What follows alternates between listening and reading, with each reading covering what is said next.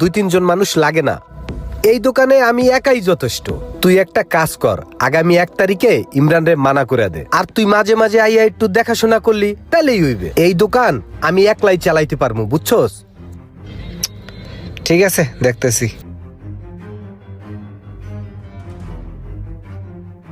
অনেকদিন হয়েছে ভাবতেছি তোমার একটা কথা কমু। কি বস, টেনশন এনি প্রবলেম কইলেন কি? এডু একটা দোকানে বাড়তি মানুষ তো মনে হয় লাগে না। হ্যাঁ, আমি ওটা চিন্তা করতেছি। 2-3 জনের তো দরকার নাই, অনেক বাড়তি লোক হয়ে গেছে গা। ভাই তো সব বুঝে, মোকাম চোকাম চিনে। ভাইয়ের একটা দোকান দিয়ে দেন সাইডে। আমি আসলে ভাইয়ের কথা চিন্তা করতেছি না, ভাইয়ার আমি ঠিকই আছি। আমি ভাবতেছি আগামী 1 তারিখ থেকে তুমি আর আইসো না।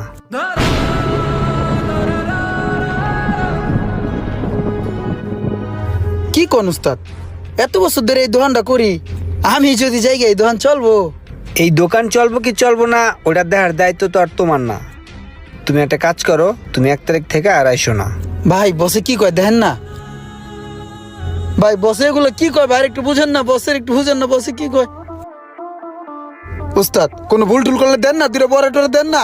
আমি তো আপনার ছোট ভাইয়ের মতো নেই ভাই, দেন না বড়া। চাকরিটা তো আমার খুব দরকার, এটা তো বুঝে নেই বস। হাতের কাম তো আমি জানি না, পারি না, চাপা চুপা মারতে পারি বস।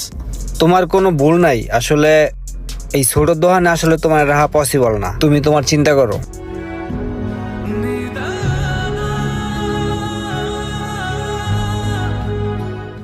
আচ্ছা আচ্ছা ঠিক আছে, তোমার ওই দোকান থেকে বের করে দিছে, তোমার চাকরিটা চলে গেছে, কিন্তু তুমি এই মোবাইলের লাইনে মোবাইলের টেকনিশিয়ান হইলা কিভাবে?